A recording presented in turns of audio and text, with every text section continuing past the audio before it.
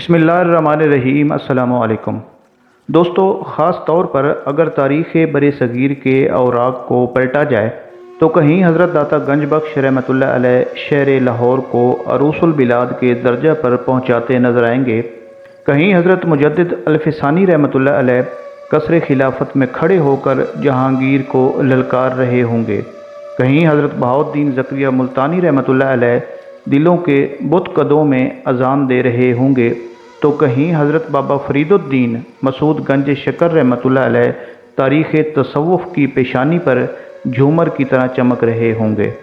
بر صغیر میں اللہ تعالیٰ کی ذات اقدس کی کرم نوازی اور سرور کائنات حضرت محمد صلی اللہ علیہ وآلہ وسلم کا یہ صدقہ ہے کہ اس سرزمین کو اولیاء کرام اور اللہ تعالیٰ کے نیک بندوں سے مالا مال کیا ہوا ہے۔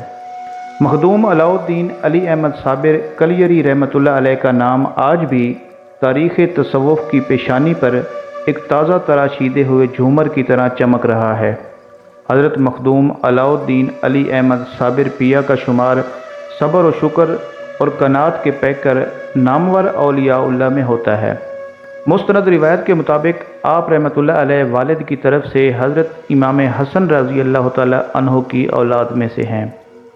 سادات گھرانے کے چشم و چراغ آپ رحمۃ اللہ علیہ شیخ عبد القادر جیلانی رحمۃ اللہ علیہ کے پڑپوتے ہیں اور والدہ کی طرف سے آپ رحمۃ اللہ علیہ خلیفہ دوم حضرت عمر بن خطاب رضی اللہ تعالی عنہ کی اولاد میں سے ہیں، اور فرید الدین گنج شکر رحمۃ اللہ علیہ کے آپ حقیقی بھانجے اور داماد بھی ہیں۔ حضرت علاء الدین علی احمد صابر کلیری رحمۃ اللہ علیہ 19 ربیع الاول 592 ہجری بروز جمعرات کو افغانستان کے شہر ہرات میں پیدا ہوئے۔ آپ رحمۃ اللہ علیہ کے والد بزرگوار بڑے متقی، صاحب دل اور با فیض بزرگ تھے۔ آپ رحمۃ اللہ علیہ کی والدہ ماجدہ بی بی ہاجرہ حضرت بابا فرید الدین مسعود گنج شکر رحمۃ اللہ علیہ کی سگی بہن تھیں۔ آپ کی والدہ ماجدہ بی بی ہاجرہ کو ایک شب حضور نبی کریم صلی اللہ علیہ وآلہ وسلم کی خواب میں زیارت نصیب ہوئی۔ اس وقت آپ رحمۃ اللہ علیہ اپنی والدہ کے شکم مبارک میں تھے۔ خواب میں زیارت ہوئی تو نبی کریم صلی اللہ علیہ وآلہ وسلم نے آپ کی والدہ ماجدہ سے ارشاد فرمایا کہ تیرے بطن میں جو بچہ ہے اس کا نام احمد رکھنا۔ پھر کچھ دنوں کے بعد ایک شب سیدنا مولا علی کرم اللہ وجہہ کی آپ کی والدہ کو زیارت ہوئی تو انہوں نے بھی فرمایا کہ تمہارے گھر میں جو فرزند پیدا ہوگا اس کا نام علی رکھنا۔ پھر اس کے بعد جب آپ رحمۃ اللہ علیہ تولد ہوئے تو آپ کا نام علی احمد رکھا گیا تاکہ دونوں بابرکت نسبتوں سے فیض جاری رہے۔ مرشد کامل سے لقب صابر پایا۔ مشائخ وقت نے مخدوم علاء الدین سید علی احمد صابر پیا کہا تو یہ آپ کے وہ بہترین القاب ہیں جو مختلف برگزیدہ ہستیوں سے آپ کو ملے۔ آپ رحمۃ اللہ علیہ نے ابتدائی تعلیم و تربیت اپنے والد گرامی سے پائی جو اپنے وقت کے نامور اولیاء میں سے تھے۔ آپ کے آباء و اجداد بغداد سے ہرات تشریف لائے تھے بعد از وصال والد بزرگوار کے۔ جب آپ کی عمر 7 یا 8 سال کی ہوئی تو اپنی والدہ بی بی ہاجرہ کے ہمراہ ہرات سے ایک قافلہ جو کہ حضرت ابو القاسم گرگانی کی سربراہی میں اور علیم اللہ ابدال وغیرہ کے ساتھ آ رہا تھا، اجودھن موجودہ پاک پتن شریف آپ ان کے ساتھ پہنچ گئے۔ زمانہ وسطیٰ کا اجودھن رہائش کے لحاظ سے ایک پرخطر علاقہ تھا۔ دریا ستلج کے کنارے اجودھن کے گرد صحرائی علاقہ تھا جو خطرناک جنگلی جانوروں اور زہریلے سانپوں سے اٹا ہوا تھا۔ حضرت بابا فرید الدین مسعود گنج شکر رحمۃ اللہ علیہ بھی ایک زہریلے سانپ کے ڈسنے سے مدتوں صاحب فراش رہے۔ بابا فرید الدین گنج شکر رحمۃ اللہ علیہ نے اپنی ہمشیرہ اور بھانجے کو بڑے کھلے دل سے خوش آمدید کہا۔ ہمشیرہ نے تمام حالات سے اپنے بھائی کو آگاہ کیا اور کہا کہ میرا بیٹا یتیم ہے، اس کی سرپرستی اور پرورش کی ذمہ داری اب آپ پر ہوگی۔ بابا فرید رحمۃ اللہ علیہ نے بھی اطمینان دلایا اور ذمہ داری قبول فرمائی۔ حضرت بابا فرید رحمۃ اللہ علیہ نے بچے کی صورت دیکھتے ہی فرمایا کہ یہ بچہ بڑا ہو کر اولیاء وقت میں سے ہوگا اور ایک دنیا اس سے فیض یاب ہوگی۔ پھر اس کے بعد بابا صاحب رحمۃ اللہ علیہ نے خود آپ کی تعلیم و تربیت شروع کر دی۔ یہ بابا صاحب کی تربیت اور مخدوم علاؤالدین علی احمد صابر کی ذہانت کا کمال تھا کہ آپ نے 3 سال کے اندر ہی تمام علوم ظاہری حاصل کر لیے۔ 3 برس گزارنے کے بعد آپ رحمۃ اللہ علیہ کی والدہ بھائی سے یہ کہہ کر ہرات واپس چلی گئیں کہ اب بھانجے کو علوم باطنی میں بھی آپ کامل کر دیجئے اور اسے کوئی تکلیف نہ ہونے دیجئے گا۔ حضرت بابا فرید الدین مسعود گنج شکر رحمۃ اللہ علیہ کو بہن سے بہت زیادہ محبت تھی۔ بابا صاحب نے بہن کے سامنے ہی بھانجے کو مرید کر کے تقسیم لنگر کا کام ان کے سپرد کر دیا۔ حضرت علاؤالدین صابر کلیری رحمۃ اللہ علیہ کی عمر گو کہ اس وقت کم تھی، مگر پھر بھی آپ رحمۃ اللہ علیہ نے یہ کام انتہائی خوش اسلوبی کے ساتھ انجام دیا۔ حضرت مخدوم صابر پاک کو لنگر تقسیم کرنے پر مامور کیا گیا تو 12 سال تک فقراء اور مساکین کی مہمان نوازی کی خدمت سر انجام دی، مگر خود لنگر کھانے سے ایک نوالہ بھی نہیں کھایا۔ دن میں آپ روزہ سے ہوتے اور رات شب بیداری اور ذکر الہی میں مستغرق رہتے تھے۔ بھوک کی شدت سے جنگل میں پھول بوٹیوں اور درختوں کی پتیوں سے روزہ افطار کرتے اور پانی پیتے، لیکن اسی دوران آپ رحمۃ اللہ علیہ نے قرآن مجید حفظ کر لیا۔ پھر 12 برس کے بعد جب آپ کی والدہ ماجدہ بی بی ہاجرہ دوبارہ اجودھن یعنی پاک پتن شریف تشریف لائیں تو صاحبزادے کو دیکھا تو بڑا کمزور پایا اور اپنے بھائی سے شکایت کی تو بابا فرید رحمۃ اللہ علیہ نے سید علی احمد صابر کو بلایا اور ان سے پوچھا کہ لنگر تقسیم کی ذمہ داری تمہارے سپرد تھی، یہ کیا اتنے کمزور کیوں ہو گئے ہو؟ تو مرشد کامل کی بارگاہ میں بھانجے نے یہ عرض کی کہ لنگر تقسیم کی اجازت ہے نہ کہ خود کھانے کی۔ جب آپ کے مرشد کامل اور مامو جان نے آپ کی یہ بات سنی تو خوشی سے جھوم اٹھے اور فرمایا، بے شک اللہ تعالیٰ نے میرے بھانجے کو صبر کی دولت سے مالا مال فرمایا ہے۔ مرشد کامل نے آپ کی پیشانی پر بوسہ دیا اور آپ کو سینے سے لگایا اور فرمایا کہ علاؤالدین صابر است، تم علاؤالدین علی احمد صابر ہو۔ اسی وقت بھانجے کو سینے سے لگا کر خدا جانے کیا کیا آپ نے عطا فرما دیا۔ اس کے علاوہ بھی آپ رحمۃ اللہ علیہ کے مجاہدے اور کرامتیں اس درجہ شدید صبر آزما تھیں کہ انہیں سن کر بھی حیرت ہوتی ہے۔ کثرت مجاہدہ اور فاقوں نے آپ رحمۃ اللہ علیہ کی طبیعت میں بہت ہی زیادہ قہر اور جلال پیدا کر دیا تھا۔ نکاح کرنا سنت رسول صلی اللہ علیہ وآلہ وسلم ہے۔ نکاح کا مقصد فطرت دینی اور دنیاوی راحت اور سکون کا بھی باعث ہے، مگر جب عارف کامل توحید حق میں فنا ہو جاتا ہے تو وہ ما سوائے اللہ عز و جل کے ہر شے سے مبرہ ہو جاتا ہے۔ ایک دن حضرت سید علاؤالدین علی احمد صابر رحمۃ اللہ علیہ کی والدہ ماجدہ بی بی ہاجرہ نے اپنے بھائی بابا فرید الدین مسعود گنج شکر کو آپ کی بیٹی ختیجہ بی بی شرف النساء کے حوالے سے نکاح کا سوال کیا۔ بابا فرید رحمۃ اللہ علیہ نے اپنی بہن کو منع کیا کہ صابر کیف اور جذب و سکر کی حالت میں گم ہے، توحید حق میں فنا ہے، حق زوجیت اس سے ادا نہیں ہوں گے۔ مگر ہمشیرہ تھی، ان کے اصرار پر 21 شوال المکرم 613 ہجری بروز بدھ نکاح ہوا۔ جب حجرہ عروسی میں صابر پاک داخل ہوئے تو بیوی پر نظر پڑی۔ ان سے پوچھا کہ تم کون ہو؟ وہ کہنے لگی کہ آپ کی زوجہ ہوں۔ آپ نے فرمایا کہ خدائے ذوالجلال یکتا ہے تو اس کے بندے کو زوج سے کیا کام ہو سکتا ہے؟ بس اتنا کہنا تھا کہ دلہن کے کپڑوں میں آگ لگ گئی اور وہ آپ کی زوجہ جل کر راکھ ہو گئیں۔ صبح کو جب ماں آئی تو بہو کی حالت دیکھ کر غصے میں کہا کہ میں تمہارے ماموں کو اب کیا جواب دوں گی؟ ہمشیرہ بی بی ہاجرہ سخت غمگین ہوئی تو بابا صاحب نے فرمایا کہ اللہ کا امر غالب ہو کر رہتا ہے۔ آپ رحمۃ اللہ علیہ کا جلال تھا کہ والدہ کو بھی بخار آ گیا۔ پھر 2 ماہ بعد 2 محرم الحرام 614 ہجری کو والدہ کا بھی وصال ہو گیا۔ آپ کی 3 صاحبزادیاں 9 عمری میں بیوہ ہو گئیں۔ حضرت بی بی فاطمہ آپ کے داماد اور خلیفہ حضرت بدر الدین اسحاق کی اہلیہ محترمہ تھیں۔ حضرت خواجہ حسن نظامی اور دہلی میں حضرت نظام الدین اولیاء کی درگاہ پر مامور نظامی فیملی انہی کی اولاد میں سے ہے۔ حضرت بی بی شریفہ اپنی پاک دامنی اور عبادت اور ریاضت کے حوالے سے مشہور تھیں۔ حضرت بابا فرید الدین گنج شکر فرمایا کرتے تھے کہ اگر انہیں کسی خاتون کو خلافت نامہ اور سجادگی دینے کی اجازت ہوتی تو وہ بلا توقف بی بی شریفہ کو عطا کر دیتے۔ حضرت بی بی مستورہ کا انتقال بھی عین عالم شباب میں ہوا۔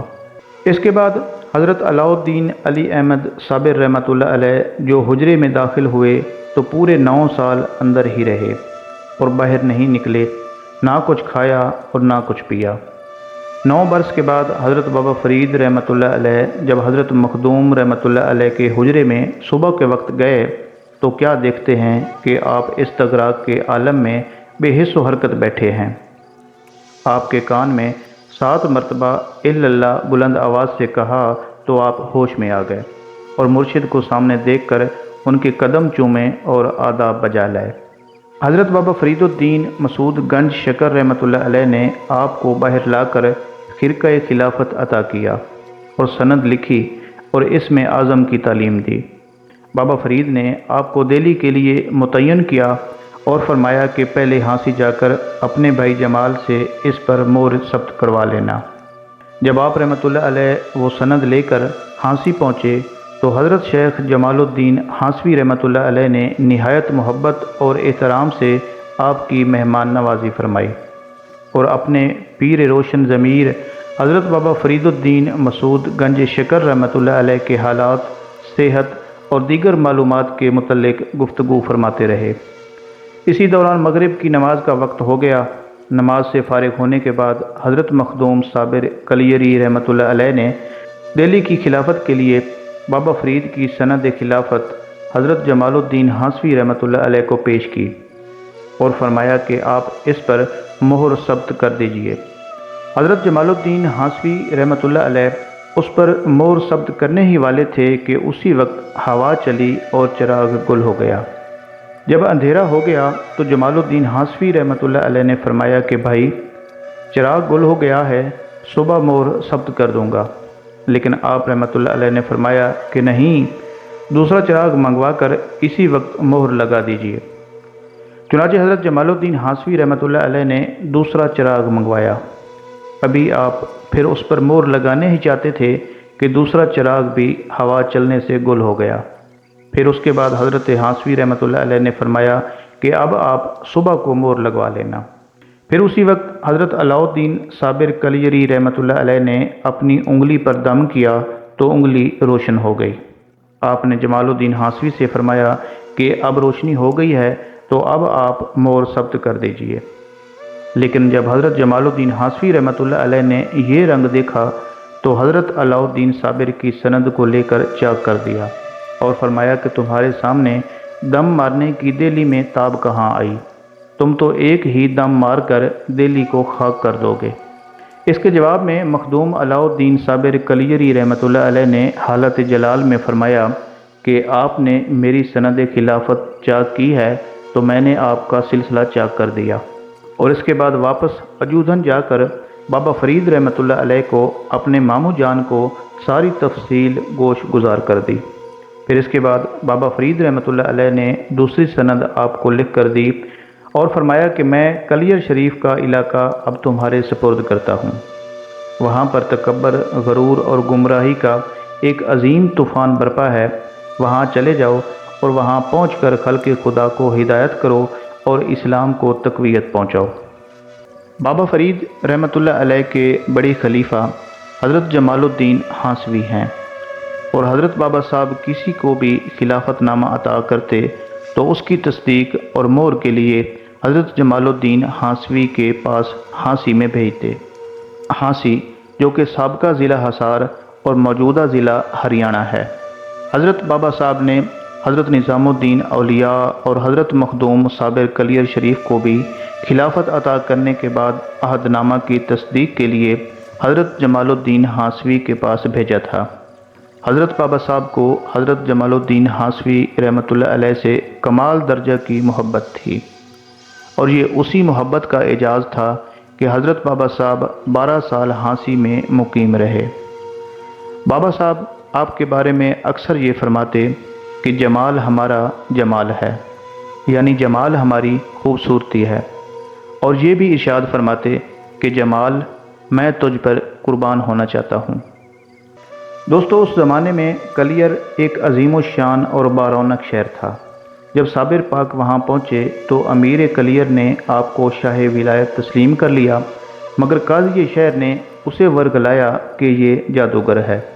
یہ سن کر آپ رحمۃ اللہ علیہ نے فرمایا کہ جس طرح نبی کریم صلی اللہ علیہ وآلہ وسلم کو مکہ کے لوگوں نے جادوگر کہا تھا، اسی طرح آج رسول کریم صلی اللہ علیہ وآلہ وسلم کی سنت اس فقیر کے حق میں تازہ ہوئی ہے۔ یہ فرما کر آپ وہاں سے واپس چلے آئے۔ آپ نے بابا فرید رحمۃ اللہ علیہ کو ایک خط ارسال کیا اور اس میں لکھا کہ یہاں تو میں اطمینان قلب اور نماز اول کے ثواب سے بھی محروم ہو گیا ہوں۔ اس کے جواب میں حضرت بابا فرید رحمۃ اللہ علیہ نے صبر کی تلقین فرمائی، لیکن علماء اور عمراء کے غرور اور تکبر کا وہی حال رہا۔ آپ رحمۃ اللہ علیہ نے اپنے مرشد حق کو پھر ایک خط لکھا، جس کے جواب میں بابا فرید نے آپ کو کہا کہ شہر کلیر تمہاری بکری ہے، تمہیں یہ مکمل اختیار ہے، خواہ اس کا دودھ پیو یا اس کا گوشت کھاؤ۔ یہ جواب پا کر آپ رحمۃ اللہ علیہ جمعہ کے روز جامع مسجد میں گئے۔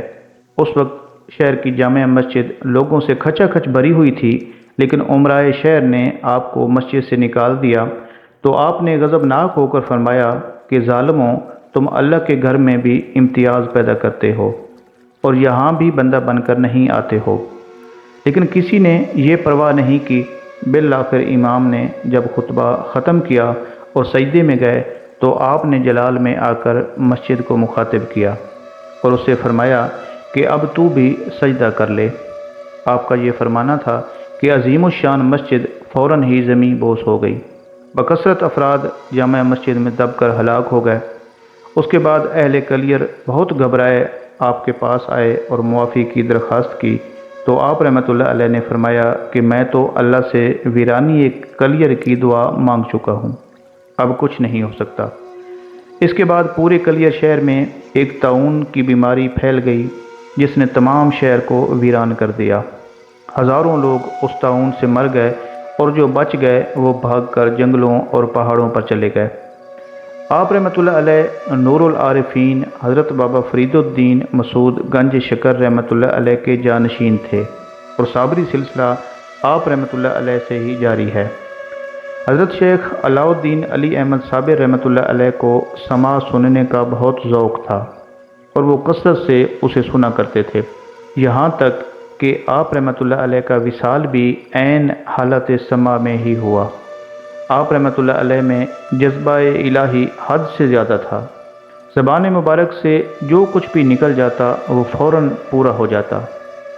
دنیا اور دنیا والوں سے انہیں کوئی غرض نہیں تھی اور وہ دنیا والوں سے دور بھاگتے تھے، لیکن ہمیشہ ذکر الہی میں مشغول رہتے تھے۔ آپ رحمۃ اللہ علیہ خلاف شریعت نہ خود چلے نہ دوسروں کو چلتا دیکھ سکتے تھے، بلکہ احکام اسلام کی خلاف ورزی کرنے والوں کو سختی سے ڈانٹتے تھے۔ جب آپ رحمۃ اللہ علیہ کو دین اسلام کی تبلیغ اور علوم دین کی اشاعت کے لیے حضرت بابا فرید رحمۃ اللہ علیہ نے شہر کلیر جانے کا حکم دیا تھا تو آپ پاک پتن سے کلیر تشریف لے گئے۔ وہاں پہنچ کر اپنے فرائض منصبی کو ادا کرنا شروع کر دیا۔ ابھی کلیر میں آئے ہوئے آپ کو تھوڑے ہی دن گزرے تھے کہ آپ کے کمالات علمی کی ہر طرف دھوم مچ گئی، چنانچہ خلق خدا کی ایک کثیر تعداد آپ سے فیض پانے لگی۔ پھر جب قاضی شہر اور دیگر لوگوں نے آپ کی تکذیب کی اور آپ رحمۃ اللہ علیہ کو جادوگر کہا تو آپ کی بد دعا سے شہر کلیر تباہ و برباد ہو گیا۔ اس واقعہ کے بعد لوگوں پر آپ رحمۃ اللہ علیہ کی روحانی قوت کی اتنی ہیبت چھا گئی کہ آپ کی خدمت میں حاضر ہوتے ہوئے انہیں خوف آتا تھا۔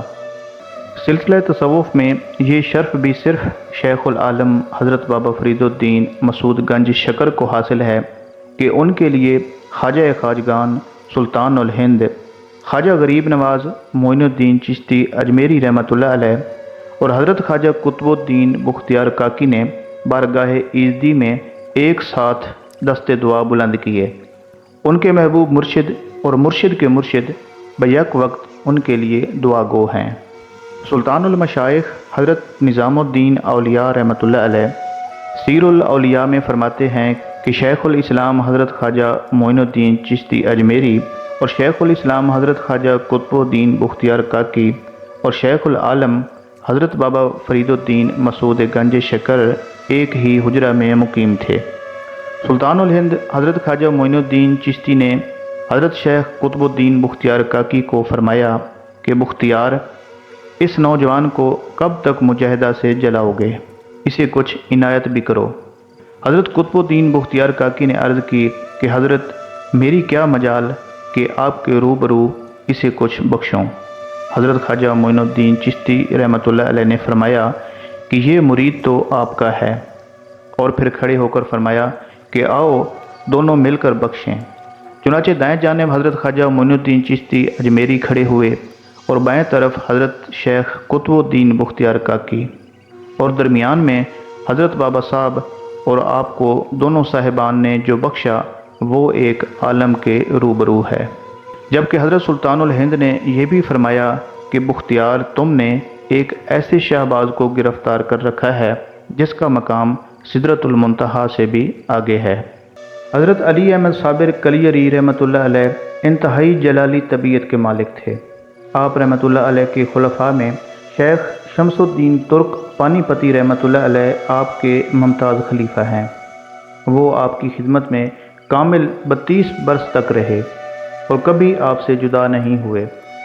جب ترک پانی پتی رحمۃ اللہ علیہ آپ سے روحانی تحصیل کر چکے تو آپ نے انہیں حکم دیا کہ جاؤ اور جا کر سواروں میں ملازمت ہو جاؤ، یعنی اس وقت کی آرمی میں ملازمت اختیار کر لو، اور دیکھو کہ جس روز تمہاری کوئی دعا کسی کے حق میں قبول ہو جائے تو سمجھ لینا کہ میں دنیا سے چلا گیا۔ چنانچہ ترک پانی پتی رحمۃ اللہ علیہ مرشد کے حکم سے شاہی فوج میں نوکر ہو گئے اور سلطان علاء الدین خلجی کے ساتھ چتور گڑھ کی مہم کو سر کرنے کے لیے روانہ ہوئے۔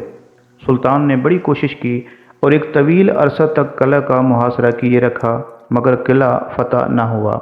اسی دوران میں ایک روز رات کو ایسی تیز آندھی چلی کہ تمام لشکر کے چراغ پٹ گئے، مگر ایک چراغ ایسا تھا جو ابھی بھی جل رہا تھا، جسے دیکھ کر سلطان کو بڑا تعجب ہوا۔ سلطان معلوم کرنے کے لیے آگے بڑھا۔ اس نے دیکھا کہ ایک شخص خیمہ میں قرآن پاک پڑھ رہا ہے۔ وہ یہ ماجرا دیکھ کر چپ چاپ مؤدب کھڑا رہا۔ جب ترک پانی پتی رحمۃ اللہ علیہ قرآن حکیم کی تلاوت سے فارغ ہوئے تو سلطان کو باہر کھڑا دیکھ کر جلدی سے اس کی تعظیم کے لیے آگے بڑھے اور پوچھا کہ حضور نے اس وقت کیسے زحمت فرمائی؟ سلطان نے کہا کہ میرا قصور معاف کیجیے اور اللہ کی بارگاہ میں دعا کیجیے، اللہ تعالیٰ نے ہمیں جس مشکل میں ڈالا ہوا ہے اسے دور فرمائے اور قلعہ فتح ہو جائے۔ آپ رحمۃ اللہ علیہ نے یہ سن کر کہا کہ میں تو آپ کی فوج کا ایک ادنا سا ملازم ہوں، مجھے ایسی مقبولیت کہاں نصیب ہے جو میری دعا قبول ہو جائے؟ آپ کو شاید کسی نے بہکا دیا ہے۔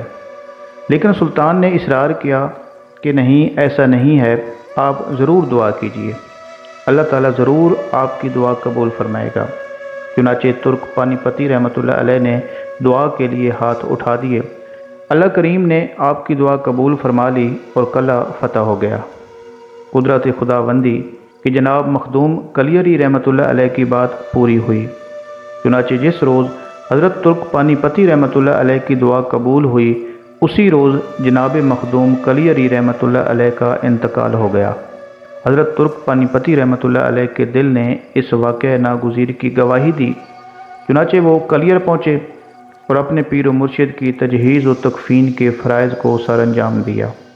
ایک مرتبہ ایسا ہوا کہ حضرت شیخ نظام الدین اولیاء رحمۃ اللہ علیہ کے مریدوں میں سے ایک شخص حضرت علاء الدین علی احمد صابر کلیری کی خدمت اقدس میں حاضر ہوا اور بولا کہ آپ نے حضرت شیخ شمس الدین ترک پانی پتی کے علاوہ کسی کو بھی اپنا مرید اور خلیفہ نہیں بنایا، جبکہ میرے پیر و مرشد حضرت شیخ نظام الدین اولیاء رحمۃ اللہ علیہ نے آسمان پر ستاروں کی تعداد سے بھی زیادہ اپنے مرید بنائے ہیں۔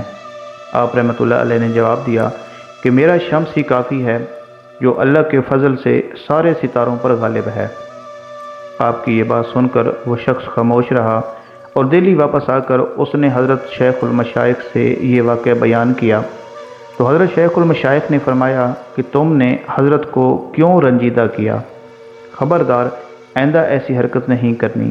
بے شک انہوں نے جو کچھ فرمایا ہے وہ صحیح ہے اور وہ مقرب بارگاہ ربانی ہیں۔ حضرت شیخ علاؤ الدین علی احمد صابر کلیری رحمۃ اللہ علیہ کا وصال 13 ربیع الاول 690 ہجری بمطابق 23 مارچ 1291 کو عین حالت سما اور وجد میں ہوا۔ آپ رحمۃ اللہ علیہ کا مزار اقدس آپ کی جلالت کی وجہ سے تقریباً 200 سال سے زائد عرصہ تک زائرین کی نگاہوں سے پوشیدہ رہا۔ تذکرۃ الجلیل میں ہے کہ جب کوئی بھی آپ رحمۃ اللہ علیہ کے مزار کی طرف جاتا تو اس کو بجلی جلا دیتی یا کوئی سانپ کاٹ لیتا، اس لیے آپ رحمۃ اللہ علیہ کے مزار اقدس کے جائے وقوع سے دور دور تک کوئی بھی آبادی قائم نہ ہو سکی۔